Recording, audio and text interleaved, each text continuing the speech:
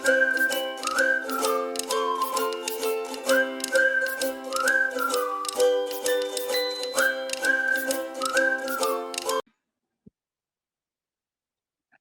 basically loss in the value of asset, reduction in the value, permanent reduction.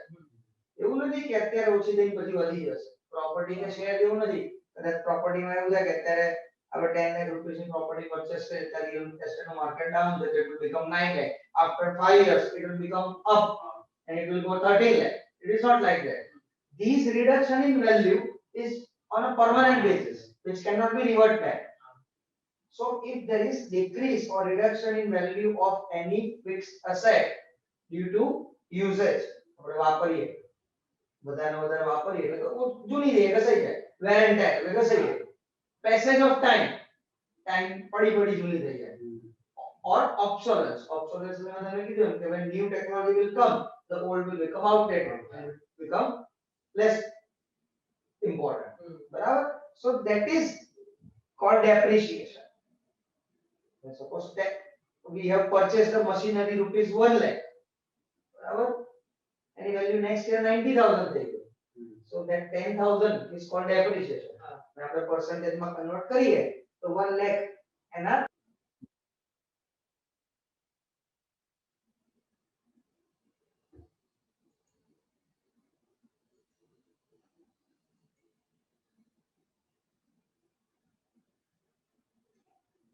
depreciation is non-cash expense. We don't have to pay anything. It is just reduction in value. बाकी तो कोई expense है ना આપણે pay કરવો પડે. જેમ કે employee ની salary તો we have to pay, rent તો we have to pay, bank માંથી loan લીધો તો interest we have to pay. Here we are not paying anything. It is just a reduction in value. મારી car ની value 10 lakh ની 8 લાખ થઈ ગઈ. So that does not mean I have to pay to that. It is just decrease in the value of asset. બરાબર? હું car use કરું તો car તો એની જ છે, but એની value ઓછી થઈ ગઈ. It is non-cash expense, the expense which is not to be paid in cash. That is called depreciation. પછી આવે bad debts. Bad debts means any amount which is not going to be recovered from customer. If we have sold goods on credit to our customer, out of the total amount, certain percentage or certain amount which the customer is not going to pay due to his weak financial condition, because he has become bankrupt or insolvent. बताओ એટલે શું? So whenever we are selling goods on credit and out of the total amount receivable from the customer, whatever amount he is paying less or whatever amount he is not paying, which we could not recover, તો નથી આપણે ગયા ખાતે, આપણે કઈ ગયા ખાતે ભૂલી જવાના. So that is called bad debts.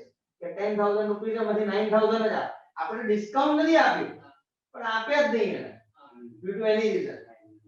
જેમ કે વિજય માલ્યા, મેહુલ ચોકસી, નીરવ મોદી બધા બેંક માંથી લોન લઈને જતા રહ્યા and they have become bankrupt કે પૈસા નથી અમારી જોડે, એટલે એમની પ્રોપર્ટી સીઝ કર્યા પછી બી બેંકની અમુક લોન રિકવર ના થાય.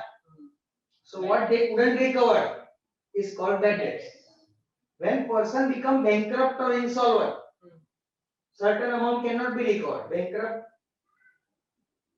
insolvent declare થવા માટે તમારે કોર્ટમાં એક એપ્લિકેશન કરવી પડે કે ભાઈ મારે આટલું આટલું બધાને આપવાના છે, મારી પાસે પૈસા નથી. તો બેંક શું કરે, તમારી જેટલી બી પ્રોપર્ટી છે એ બધી સીઝ કરી દે અને જેને જેને જેટલા જેટલા પૈસા આપવાના છે આપી દે. બરાબર? Because legally you cannot create any harm to any person for money. હા, આપણે out of the way illegally આપણે ધમકાઈ અને મારીએ એ વસ્તુ અલગ છે, but legally કોઈ પર્સન ડિક્લેર થયા બેંકમાં અરે કોર્ટમાં બેંકરપ્ટ ઇન્સોલ્વન્ટ, એની પાસે જેટલું હોય એટલું, જે ના આવે ભૂલી જવા. So that is called insolvent person. બરાબર? And whatever amount couldn't be recovered even after making certain effort, બરાબર? So that is called bad debts. Bad debt is an expense for the business. The amount which is not received from our customer. એટલે આપણા કસ્ટમરને કઈ credit ઉપર આપણે તો આપણે કોને લોન આપ્યો, we have lent money to someone and he has not paid the full entire money. So the whatever amount we haven't received is called bad debt. So it is not expense but it is loss. We are not paying anything. Expense એટલે શું કે આપણે pay કરીએ, it is not expense, but we have received less amount, so it is loss for us. તમને કીધું કે solvent and insolvent person. A person whose financial condition is good, who is paying his all dues, all obligation regularly. વહેલું મોડું થાય, but he is paying. His financial condition is sound, whose assets are more than liability. મારી property વધારે છે, મારે payment કરવાના કરતા, તો my financial condition is good. I am solvent person, I am a sound person. બરાબર? Now insolvent means a person who doesn't pay his financial obligation regularly. Party ઉઠી ગઈ, પાર્ટી ઉઠી ગઈ, પણ કરી જતા રહ્યા, એને insolvent કહેવાય, bankrupt. બરાબર? માર્કેટમાં ઘણીવાર થતું હોય કે ઓફિસના તાળા જ ના ખુલે, ડાયમંડ માર્કેટમાં, ક્લોથ માર્કેટમાં આવું થતું હોય. બરાબર? ઉઠી જાય એટલે લોકોના પૈસા લઈને ભાગી જાય, આવે જ નહીં. બરાબર? So in accounting, a person who doesn't pay his financial obligation regularly means he is not in a position to pay. અને એની ઇન્કમ જ નથી, એની પાસે એટલી પ્રોપર્ટી જ નથી. હવે સપોઝ કોઈ બેંકે કોઈને કોઈ પ્રોપર્ટી પર લોન આપી હોય, ફોર એક્ઝામ્પલ 1000 કરોડની લોન આપી, સામે જે પ્રોપર્ટી મોર્ગેજ કરી દીધી, બરાબર, એની વેલ્યુ ડાઉન થઈ ગઈ, 800 કરોડ થઈ ગઈ. તો પેલો લોન પે ના કરે અને બેંક વાળા પ્રોપર્ટી સેલ બી કરી દે, તો 800 કરોડ જ આવવાના, 200 crore still not going to be recovered, કારણ કે real estate market is down there. So that 200 will become NPA. Actually the banking language માં NPA કહેવાય, non performing asset. અને એમાંથી પછી એ ના આવે, કન્ફર્મ થઈ જાય કે હવે નથી આવવાના, then it will become bad debt. બરાબર છે? યુએસ માં 2008 માં જે ક્રાઇસિસ થયું છે કે આપણે ઓલ ઓવર વર્લ્ડ જે મંદી આવી હતી 2008 ની વાત કરું છું, તમે એવું ના નાખો, it is sub prime mortgage crisis કહેવાય. એટલે આ બેન્કિંગ સેક્ટર નું હતું કે બેંકોએ છે બધાને બેફામ લોનો આપી દીધા, કોઈની બી ફાઇનાન્શિયલ કન્ડિશન જોયા વગર, અને મેક્સિમમ હાઉસિંગ સેક્ટરમાં લોન હતી. બરાબર છે? અત્યારે મારે હાઉસિંગ લોન લેવી હોય 50 લાખની, બરાબર, તો મારી પ્રોપર્ટી એ જે લોન છે એની કરતા 120% જેટલી અમાઉન્ટ હોય. સપોઝ મારી 60 લાખની પ્રોપર્ટી હોય ને, તો મેક્સિમમ મને 50 લાખની લોન મળે. એ રીતે પણ એ ફેરી એ લોકોએ બેફામ લોનો આપી દીધી હતી 100%. અને થયું એવું કે રિયલ એસ્ટેટમાં એકદમ રિસેશન આવી ગઈ, એટલે જે પ્રોપર્ટી 50 લાખની હતી એની વેલ્યુ સીધી 20 લાખ 30 લાખ થઈ ગઈ. એટલે ઘણા બધા એવા હતા કે જે ઇન્સ્ટોલમેન્ટ પે ના કરી શકે, એટલે બેંક શું કરે કે ઘર સીઝ કરી દે અને ઓક્શન કરે. પણ ઓક્શન કરે તો બી પૈસા ક્યાં આવે? કારણ કે જે પ્રોપર્ટી 50 લાખની હતી, જેના પર 50 લાખની લોન છે, અને બેંક વેચવા જાય છે તો 30 લાખ જ આવે છે, અને 30 લાખમાં બી ઓફર કરવા છતાં કોઈ લેવા વાળું નતું. એટલે કેટલું બધું લોસ છે. આ બે કસ્ટમરની વાત કરી કે આવું ઓવરઓલ બધે થયું હતું, એના હિસાબે રિસેશન આવે. અને પછી it was associated with stock market scam. બરાબર? એટલે a person who is not in a position to pay his obligation and whose assets are less than liability. મારી પ્રોપર્ટી છે એના કરતા મારું પેમેન્ટ વધારે, લાયબિલિટી વધારે. ઘણા આપણને લાગતો કે આ મર્સિડીઝ ને BMW માં લઈને ફરે છે, પણ એ ખાલી બધું દેખાવાનું ને બધું ગીરવે પડી હોય. બરાબર? એના હપ્તા બાકી હોય. બરાબર? મહિને કમાતો હોય 5 લાખ પણ આપવાના હોય 6 લાખ, એવું થાય. બરાબર? એટલે એવું હોય, મેક્સિમમ કેસમાં એવું જ હોય, એના માથાના વાળ બી ગીરવે પડ્યા હોય એવું કહેવાય. બરાબર? તો that person is called insolvent, bankrupt. બરાબર? Who is not in a position to pay his dues. એટલે એવું નહીં કે હું ઈચ્છું ત્યારે હું કહું મારા પૈસા નથી, એવું નહીં. મારે કોર્ટમાં એપ્લિકેશન કરવી પડે કે ભાઈ મારી પાસે નથી, કોર્ટ બધું જોવે, બધું મારું સીઝ કરે અને પછી એ ડિક્લેર કરે કે હા ભાઈ ઇન્સોલ્વન્ટ છે. બાકી બધા એમ જ કે મારી પાસે નથી, કોણ આપવું હોય? પણ ઇટ્સ નોટ લાઈક ધેટ. બરાબર? So when a person is declared insolvent by the court, he cannot, unless and until he is not declared by court, he will not be declared as insolvent. હા, કોઈ વખત position ખરાબ હોય, that does not mean કે insolvent. મારે આ મહિને હું કદાચ EMI પે ના કરી શકતો, I am not insolvent. હું કોન્સ્ટન્ટલી પે નથી કરતો તો હું ઇન્સોલ્વન્ટ છું. કોક વખત એવું થાય બી કરું, એકાદ મહિનો આવું કંઈક આવી જાય, આવું ગયા વર્ષ એવું, ચાલુ વર્ષ એવું, તો કદાચ income is severely affected, but it is not like that I am not in a position.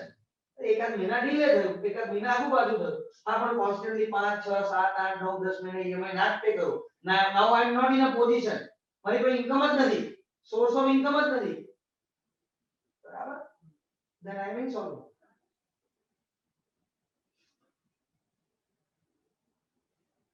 પછી આવે ડેબિટ અને ક્રેડિટ. આપણે અકાઉન્ટ્સમાં જે એન્ટ્રી કરીશું એમાં બે પાર્ટ આવશે, લેફ્ટ હેન્ડ સાઈડ ને right hand side. Left hand side એને ડેબિટ કહેવાય, રાઈટ હેન્ડ સાઈડ ને ક્રેડિટ કહેવાય. એટલે લેફ્ટ હેન્ડ સાઈડ ઉપર જે એન્ટ્રી કરીએ એને ડેબિટિંગ અને રાઈટ હેન્ડ સાઈડ પર કરીએ એટલે ક્રેડિટ. એટલે ટુ સાઇડ્સ, જેમ ડબલ એન્ટ્રી એકાઉન્ટિંગ સિસ્ટમ મેં તમને કીધું કે પ્લસ ને માઈનસ, એમ debit credit, one effect debit, other effect credit. એટલે એક effect, each every transaction one effect will be debit, other effect will be credit. That's why it is called double entry accounting system, two-fold transaction. So left hand side in accounting is called debit and right hand side is called credit. આગળના ચેપ્ટરમાં આવશે rules of debit credit. પછી account, business transaction pertaining to certain item and person would take place frequently. Suppose મારે constant તારી જોડે deal થતું હોય તો તારી જોડેના જેટલા બી ટ્રાન્ઝેક્શન હોય હું સેપરેટ રાખું. જેમ કે તમે અકાઉન્ટ્સ ની બુક અલગ બનાવી, સ્ટેટ્સ ની બુક અલગ બનાવી, ઇકોની અલગ બનાવી, બીએ ની બનાવી, તો બીએ નું જેટલું તમે બીએ માં લખો, અકાઉન્ટ નું અકાઉન્ટ માં લખો, ઇકો નું ઇકો માં લખો, બરાબર. એમ same way same type of transaction કે મારે તારી જોડે રેગ્યુલર ડીલ થાય છે તો તારું એક અલગ ફોલ્ડર બનાવી, ફોલ્ડર બનાવી છે કમ્પ્યુટરમાં એ રીતના. અથવા કોન્સ્ટન્ટ આપણે પરચેસ કરે તો પરચેસ નું અલગ, સેલ્સ નું અલગ, સ્ટેશનરી નું અલગ, લેન્ડ એન્ડ બિલ્ડિંગ નું અલગ. એટલે કા તો ટાઈપ વાઇઝ, કા તો નેચર વાઇઝ, ફ્રીક્વન્સી વાઇઝ આપણે સેમ ટાઈપ ના transaction, same name, same heading we are recorded in a separate space, separate, બરાબર. અકાઉન્ટ ઇઝ ઓપન એટલે કે લેજર અકાઉન્ટ, આપણે અકાઉન્ટ ઓપન કરીએ તો that is called account. Business transaction pertaining to certain item and person would take place frequently. These transactions may be of debit or credit effect. Transaction pertaining to respective item or person is recorded at one place and from there summary of transaction of that item. જેમ કે મારે તારી જોડે deal હોય, મેં તારી જોડે constant purchase કર્યું, સેલ્સ કર્યું, તને 5 વખત મેં સેલ્સ કર્યું, એટલે મેં તને 5 લાખ રૂપિયાનું સેલ્સ કર્યું, તારી પાસે 3 વખત પરચેસ કર્યું 3 લાખનું, તો મારે ખરેખર નેટ અમાઉન્ટ તારી પાસે કેટલી આવવાની? 2 લાખ. એ કઈ રીતના ખબર પડે કે મેં પ્રોપર રેકોર્ડ કર્યું હોય કે તારી જોડે જેટલા જેટલા ડીલિંગ થયા છે અમે રેકોર્ડ કર્યું હોય, બરાબર. તો that is called account. Okay, summary.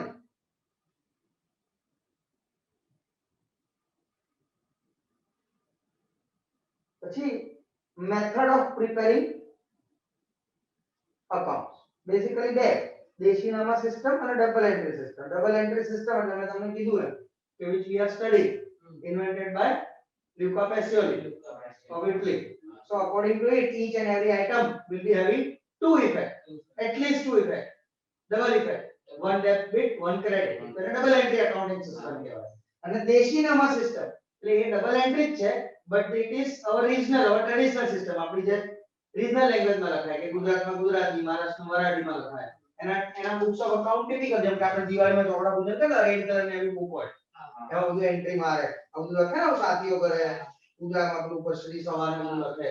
તમે કદાચ ઓફિસે કે દુકાને જતા હોય કે તમારા ફાધર કરતા હોય તમને ખબર હશે, તો એને દેશીનામા સિસ્ટમ કહેવાય. બીજું કોઈ ડિફરન્સ નથી. હા, એમાં થોડું ઘણું અલગ છે કે આપણે ડબલ એન્ટ્રીમાં લેફ્ટ હેન્ડ સાઈડ ડેબિટ આવે અને રાઈટ હેન્ડ સાઈડ ક્રેડિટ આવે. દેશીનામામાં રિવર્સ હોય, રાઈટ હેન્ડ સાઈડ ડેબિટ હોય, લેફ્ટ હેન્ડ સાઈડ ક્રેડિટ હોય. એની ટર્મિનોલોજી ગુજરાતીમાં આપણે એને ડેબિટ કહીએ ને, એમ ગુજરાતીમાં એને ઉધાર કહેવાય. ક્રેડિટ કહીએ તો એને જમા કહેવાય. આપણે સેલ્સ કહીએ તો એને કે વકરો, પરચેસ કહીએ તો કે ખરીદી, બરાબર. કેવું એટલે આપણે ઓરિજિનલ લેંગ્વેજમાં લખાય. જનરલી રેડ પેન પહેલા 5 દિવસ યુઝ કરે, આપણે કશું કન કહેવાય સારું ગુડ ઓમેન કે બેસતા વર્ષથી લાભ પાચમ સુધી જેટલી એન્ટ્રી કરે ને મુહૂર્ત ની એ બધી લાલ પેન થી કરે. હા, બરાબર. એટલે બાકી કોઈ ટેકનિકલ ડિફરન્સ નથી. પણ હવે શું થયું કે બધું હવે કમ્પ્યુટરાઇઝ થઈ ગયું. એટલે આ તો ખાલી આપણે નામનું પેલું હિસાબ રાખવા માટે રાખીએ, બાકી બધું આપણે ડબલ એન્ટ્રી એકાઉન્ટિંગ સિસ્ટમ પર જ હોય. કારણ કે કમ્પ્યુટરમાં બધું ઇંગ્લિશમાં જ લખાતું હોય, બરાબર. In ancient time method of writing account, it was generally used by sole proprietor and partnership. બરાબર. હવે ધીમે ધીમે ઓછું થઈ ગયું. અને દેશીનામા સિસ્ટમનું બી આખું ચેપ્ટર છે, એમાં કઈ રીતના થાય છે શું છે બધું એનું થિયરી તમારા સેકન્ડ પાર્ટમાં આવશે. અને double entry accounting system which we are studying, બરાબર. Two fold effect of each and every transaction, one debit one credit. હવે એમાં બી બેઝ ઓફ અકાઉન્ટિંગ, બરાબર. ડબલ એન્ટ્રી એકાઉન્ટિંગ સિસ્ટમમાં 3 basis, 3 methods: accrual or mercantile base, cash base and mixed base. હવે accrual માં all type of transaction are recorded of the particular year. For example, આ વર્ષે મેં 50 સ્ટુડન્ટને ભણાયા, એ 50 student અમે આ વર્ષે ભણાયા તો બધાની ફી મારી આ વર્ષે ડ્યુ થઈ ગઈ, પણ એમાંથી કદાચ મેં તમને કીધું એમ કે 48 student has completely paid fees due to any reason 2 student couldn't pay the fees, so that fees I am going to receive next year. મારું યર તો પૂરું થઈ ગયું accounting year, but my fee has received due has become due in this year. બરાબર, it is going to be received in next year. એટલે આપણી income due થઈ ગઈ, ભલે આપણને મળી નથી આઉટસ્ટેન્ડિંગ ઇન્કમ, એવી રીતે આપણે કોઈ એક્સપેન્સ એડવાન્સમાં પે કરી દીધો, પ્રી પેડ એક્સપેન્સ, અથવા કોઈ એક્સપેન્સ પે કરવાનો છે પણ હજી આપણે પે નથી કર્યો અને આપણું અકાઉન્ટિંગ યર ક્લોઝ થઈ ગયું, જેમ કે અકાઉન્ટિંગ યર 31 માર્ચે એન્ડ થાય, માર્ચનું ભાડું બાકી છે, બરાબર, તો આઉટસ્ટેન્ડિંગ એક્સપેન્સ. એવી રીતે સમ ઇન્કમ રિસીવ્ડ ઇન એડવાન્સ, એ બધા ટ્રાન્ઝેક્શન આપણે એન્ટર કરીએ, doesn't matter whether cash is received or not, doesn't matter cash is paid or not, if the transaction are related to particular year then it will be recorded here. So all transactions, prepaid, received in advance, outstanding, yet to be received, એ બધા transaction effect આપીએ એને accrual or mercantile based કહેવાય. Generally કોઈ businessman, trader, manufacturer આ રીતના રાખે, બરાબર. લેજો જેમ કે accounts are prepared from 1st April to 31st March. Salary of 5,000 is paid every month. Salary of March is outstanding. એટલે આપણે 11 month ની salary pay કરીએ. Total salary કેટલી છે? 5,000 into 12. એટલે 60,000 થાય. But we have paid only up to February. 11 into 5,000 એટલે 55,000. તો 5 total salary થાય કેટલી? 60,000. એટલે 55,000 we have paid, 5,000 હજી pay કરવાની બાકી. બરાબર, outstanding.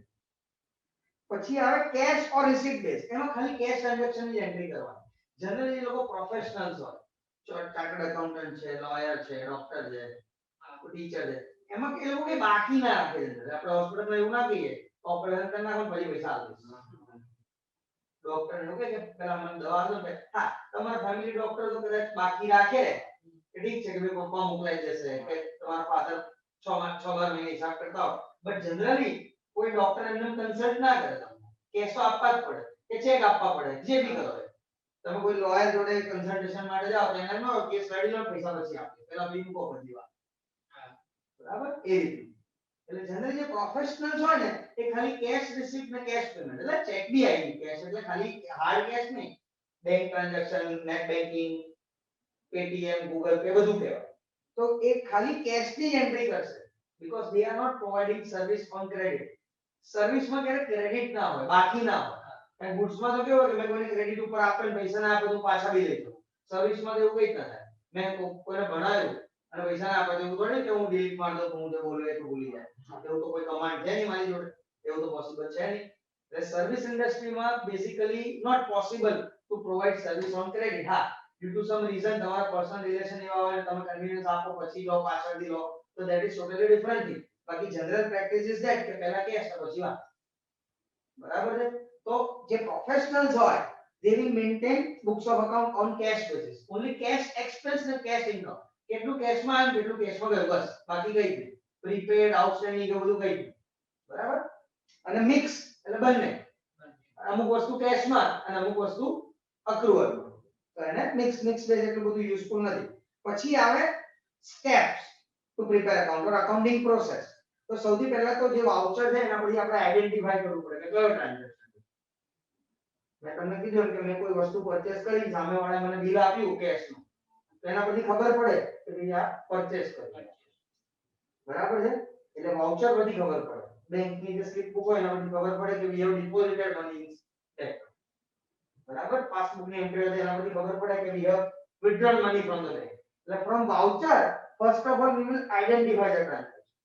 પછી એને પ્રોપર બુકમાં રેકોર્ડ થાય, એને જર્નલ કહેવાય, જે અકાઉન્ટની મેઇન બુક છે આવશે આગળ પછી. અને પછી એમાંથી બીજી બધી બુકમાં રેકોર્ડ થાય, સબસિડરી બુકમાં રેકોર્ડ થાય, બરાબર છે. પછી એને બીજું લેજરમાં પોસ્ટિંગ થાય, એનું અકાઉન્ટ આપણે જે બનાવીએ એના પરથી at the end of the year trial balance બને, એટલે સમરી બનાવવાનું, ચેક કરવાનું કે બધું debit side credit side total બધું બરાબર છે કે નહીં, કોઈ મેથેમેટિકલ એરિથમેટિક કેલ્ક્યુલેશનમાં પ્રોબ્લેમ નથી ને કે 54 નું 45 લખાઈ ગયું હોય, બરાબર, કે ડેબિટ સાઈડ વધારે લખાઈ ગયું, ક્રેડિટ સાઈડ ઓછું લખાઈ ગયું, બધું ચેક કરવા માટે ટ્રાયલ બેલેન્સ બનાવીએ ને બધું ફાઇનલાઇઝ થાય એટલે at the end of the year આપણે ફાઇનલ અકાઉન્ટ બનાવીએ, એટલે ફાઇનાન્શિયલ સ્ટેટમેન્ટ કહેવાય, બરાબર. તો આખી અકાઉન્ટિંગ પ્રોસેસ છે, સ્ટેપ છે. Voucher, identification of transaction, journal, ledger, trial balance and final.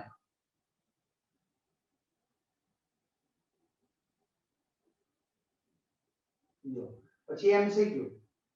તો ફર્સ્ટ એમસીક્યુ માં શું આવશે? Under barter system, which of the following is not correct? A. Money આવે જ નહીં ને, barter system માં money હતા જ નહીં. Product against product, product against service or service against product. What is the limitation of accounting?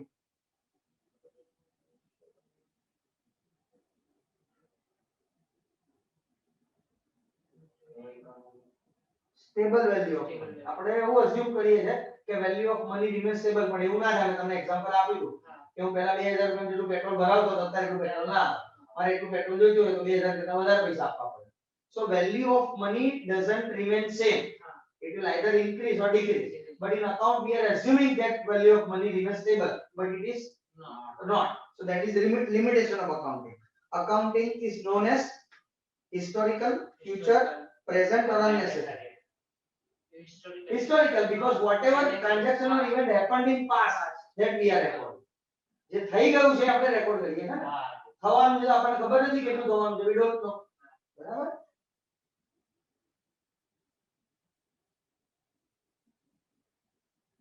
તમારા તમે લખ્યામાં આવી જશે કે who provide capital to business, તો કે ઓનર. પછી who is, what is bad debts, તો આગળ જે કરીએ what is stable value of money, what is double entry, એટલે તમારે 1 માર્ક માં 1 લાઈન માં 2 લાઈન માં, બરાબર. આન્સર ઇન ડિટેલ આ બધા તમારા વર્ડ્સ ને બધું છે. ઓકે, એ બધું આની આપણે સેટરડે ટેસ્ટ લઈશું. ઓકે, આ ચેપ્ટર ની, બરાબર. આની ટેસ્ટ લઈશું સેટરડે.